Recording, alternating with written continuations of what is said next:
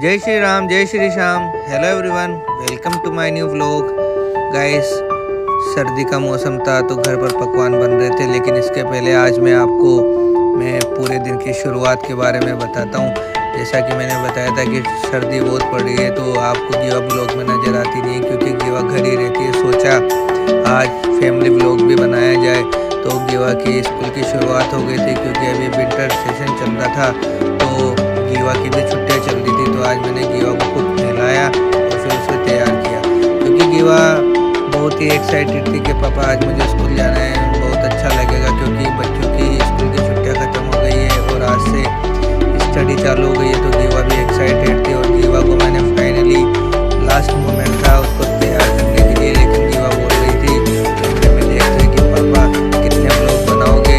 गीवा ने हाई भी किया अपने फ्रेंड्स को और मैंने फिर उसको चॉकलेट भी डाल दिया, क्योंकि अभी सर्दी बहुत ही चरम पर है, बहुत ही तेज़ सर्दी है गाइस। तो बच्चों का विशेष ध्यान रखना है, आपको भी सभी को भी, ताकि बच्चों को कोई दिक्कत ना हो।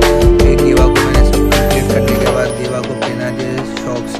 गीवा बोल रही थी कि पापा मुझे शौक से पहननी नहीं, फिर मैंने ज़बरदस्ती पहना दिए, क्योंकि uniform is the best uniform. फिर उसके बाद मैंने गीवा को पहनाए शूज़।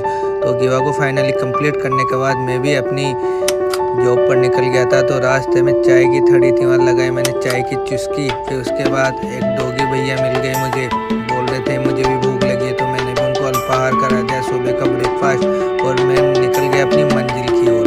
मंजिल की ओर निकलने के बाद जहाँ से मैं निकलता हूँ गाइस बूंदी में, तो देखिए गाइस कितना क्लियर नज़ारा था, कोई फॉग नहीं था। लेकिन जैसे मैं गांव में गया तो डॉगी ने स्टार्टिंग कर दी फॉग की, और ये जो गांव का नज़ारा था जहाँ से मैं निकला, तो देख सकते हैं दो गाय आपस में भाईचारे की तरफ बात कर रहे थे। सोचा इनका भी वीडियो बनाया जाए, जय गौ माता की। फिर मैं वहाँ से निकल गया आगे की ओर। तो आगे की ओर जब मैं गाँव के और मेरे ऑफिस के नज़दीक पहुँचने वाला था, तो देखा यहाँ तो अंधेरा ही अंधेरा हो रहा है, कुछ दिखाई नहीं दे रहा। और फिर मैं ऑफिस पहुँचने के बाद फाइनली गाइस शाम को घर की तरफ भी निकल गया था। और ये शाम का नज़ारा देखिए, गाँव में कितनी औसती फॉग था और बूंदी में देखिए। और फिर मैं घर आने के बाद देखा तो गीवा अच्छे बच्चों की तरफ पढ़ाई कर रही थी। कैमरा देखने के बाद हाय भूल गया गीवा ने। फिर मेरी नज़र चली गई हमारे किचन पर, जहाँ श्रीमती जी बना रही थी आज अलग अलग तरह के पकवान, सब आपको देखने के मिलेंगे।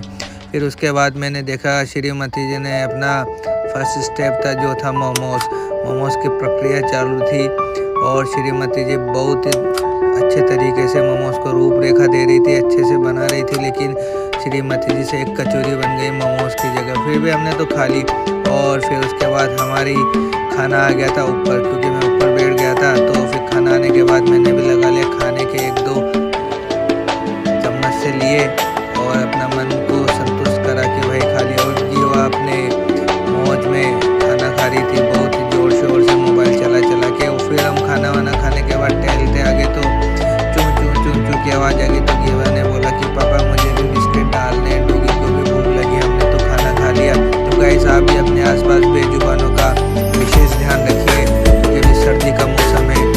और फिर गौ माता भी आ गई, तो गीवा ने बोला कि पापा मुझे तो गौ माता को भी खिलाना है। तो मैंने बोला ठीक है गीवा, आप भी गौ माता को खिलाइए, क्योंकि आप सभी को इस समय पर बेजुबानों का विशेष ध्यान रखना है गाइस। अपने और गीवा ने डॉगी और गाय के साथ खूब मस्ती की, उनको अच्छे से बिस्किट भी खिलाए। गीवा ने चारों तरफ से भूपाल मचा दिया।